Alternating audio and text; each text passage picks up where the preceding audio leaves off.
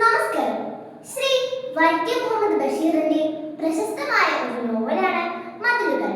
മനുഷ്യന്റെ സ്വാതന്ത്ര്യം, സ്നേഹം, ഏകാന്തത എന്നിവ മനോഹരമായി അവതരിപ്പിക്കുന്ന ഒരു കൃതിയാണ് മതിലുകൾ. ജയിലിലെ ഉയർന്ന മതിലുകൾക്കിടയിൽ രൂപം കൊള്ളുന്ന അപൂർവമായ പ്രണയബന്ധമാണ് ഈ നോവലിന്റെ പ്രമേയം. ഈ നോവലിലെ ഒരു പ്രധാന രംഗമാണ് ഞങ്ങൾ അവതരിപ്പിക്കുന്നത്. അതെ, ഒരു റോസാച്ചെടി തരുമോ? നാരായണി എങ്ങനെ അറിഞ്ഞു ഇവിടെ റോസാച്ചെടി ഉണ്ടെന്ന്?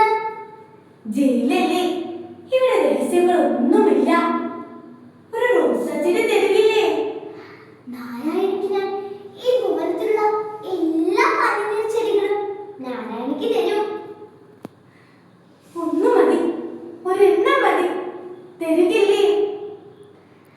നാരായണി ഇവിടെ നിന്നോ, ഞാൻ അപ്പ പോയി ഒന്ന് കൊണ്ടുവരാം.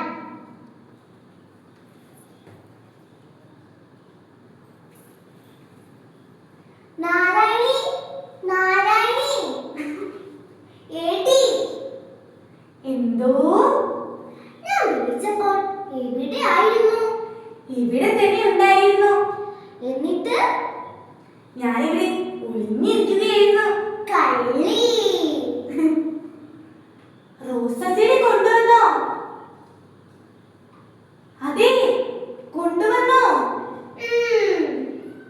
ദൈവത്തിനെ വിളിച്ചിരുന്നെങ്കിൽ ദൈവത്തിനെ ഇത്ര സ്നേഹത്തിൽ വിളിച്ചിരുന്നെങ്കിൽ സ്നേഹത്തോടെ വിളിച്ചിരുന്നെങ്കിൽ ദൈവം എന്റെ മുന്നിൽ പ്രത്യക്ഷപ്പെടുമായിരുന്നു.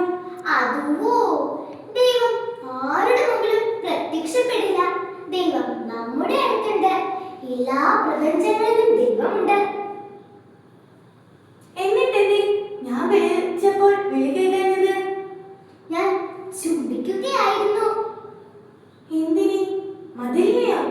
അല്ല, പിന്നെ ഓരോ റോസാപ്പൂവിലും, ഓരോ ഇലയിലും, ഓരോ കൊമ്പിലും. ദൈവമേ, എനിക്ക് കരച്ചിൽ വരുന്നു. എന്താ നാരായണി? അറിഞ്ഞുകൂടാ. നാരായണി, ഞാൻ അത് തരും.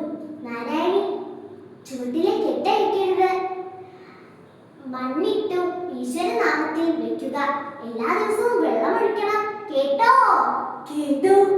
ദാ വരുന്നു. ദൈവമേ, കിട്ടിയോ?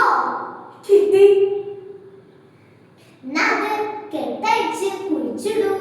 അഴിക്കാം.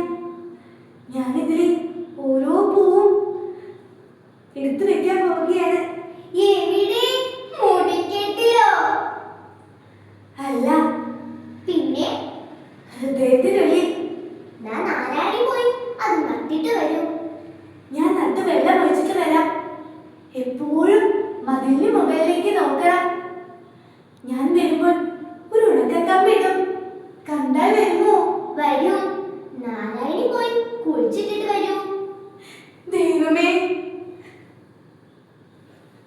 എന്താ നാരായണി? എനിക്ക് കരച്ചിൽ വരുന്നു. കാരണം എന്ത്? അറിഞ്ഞുകൂടാ. നാരായണി പോയി അത് കുഴിച്ചിട്ടിട്ട് വരൂ. ഞാനിവിടെ നാരായണിയെയും കാത്തിരിക്കാം. ഉണക്കക്കമ്പിട്ടത് കണ്ടാൽ വരുമോ? വരൂ. നന്ദി, നമസ്കാരം.